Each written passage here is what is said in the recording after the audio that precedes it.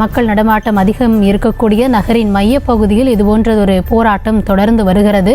அங்கு பதற்றமான சூழல் இருப்பதற்கான அந்த சூழலையும் நம்மளால் காட்சிகளில் பார்க்க முடிகிறது. தொடர்ந்து நீங்கள் குறிப்பிட்ட மாதிரி உடலை வாங்க மறுத்து அவர்கள் தொடர் போராட்டத்தில் ஈடுபட்டிருக்காங்க.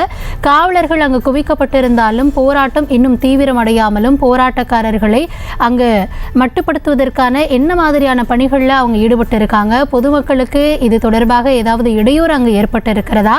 காவலர்கள் இதுவரையிலும் இந்த போராட்டத்தை எப்படி கையாண்டு வருகிறார்கள்?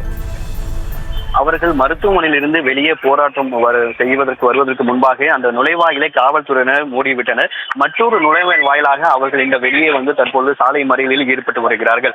இந்த கொலை வழக்கை சிபிஐக்கு மாற்ற வேண்டும். அதே போல அவர்களது உடலை அரசு மரியாதையுடன் அரசு பொது இடத்தில் அடக்கம் செய்ய வேண்டும். மேலும் தற்போது இந்த வழக்கில் கைது செய்யப்பட்டுள்ள நபர்களுக்கும் மாநில தலைவராக இருக்கக்கூடிய அவருக்கும் எந்தவித சம்பந்தமும் கிடையாது. எனவே உண்மை கொலையாளியை கண்டுபிடித்து கொலையின் பின்னணிகளை கண்டறிய வேண்டும். காவல்துறையின் உளவுத்துறை பிரிவின் தோல்வியால் இப்படுகொலை நிகழ்த்தப்பட்டிருக்கிறது. உளவுத்துறை ADGPயை உடனே பணி நீக்கம் செய்ய வேண்டும் உள்ளிட்ட கோரிக்கைகளை வலியுறுத்தி தற்பொழுது அவர்கள் சாலை மறியலில் ஈடுபட்டு வருகிறார்கள்.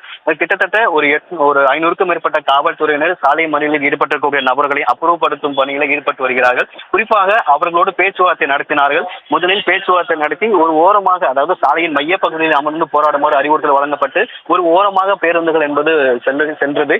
மீண்டும் தற்பொழுது அவர்கள் சாலையின் இரு புறங்களிலும் அமர்ந்து வாகனங்கள் செல்ல முடியாத அளவிற்கு தற்பொழுது சாலையில் அமர்ந்து ஒரு கோஷங்களை எழுப்பி வருகின்றனர். முன்பு வைத்த கோரிக்கைகள் அடிப்படையில் அவர்கள் அந்த கோரிக்கைகளை ஒவ்வொன்றாக எழுப்பி தற்பொழுது அவர்கள் கோஷம் எழுப்பி வருகின்றனர். இந்த வழக்கை சிபிஐக்கு மாற்ற வேண்டும். அதே போல அரசு மரியாதையுடன் அவரது உடலுக்கு நல்லடக்கம் செய்ய வேண்டும்.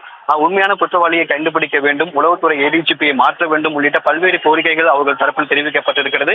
அவர்களுடன் பேச்சுவார்த்தையும் தற்பொழுது காவல்துறையினர் நடத்தி வருகிறார்கள். ஒருவேளை அவர்களை கைது செய்யும் பட்சத்தில் தற்பொழுது இந்த இடத்தில் 2 அரசு நிறுத்தி வைக்கப்பட்டிருக்கிறது. மேலும் காவல்துறையினர் காவல் தடுப்பு மற்றும் லத்தி அதே போல கைதுகளையும் இந்த இடத்தை தயார் நிலையில் வைத்திருக்கக்கூடிய ஒரு சூழல் தான் என்பது ஏற்பட்டிருக்கிறது. இங்கு ஒரு ஓரமாக சாலையின் மையப்பகுதியில் அமர்ந்து போராட்டத்தில் ஈடுபட்டவர்கள் தற்பொழுது மீண்டும் சாலையின் இரு புறங்களிலும் அமர்ந்து பேருந்துகள் செல்ல முடியாத அளவிற்கு தற்பொழுது இந்த சாலை மறியலில் ஈடுபட்டு வருகிறார்கள். செய்திகளை உடனுக்குடனும் துல்லியமாகவும் தெரிந்து கொள்ள சப்ஸ்கிரைப் பண்ணுங்க.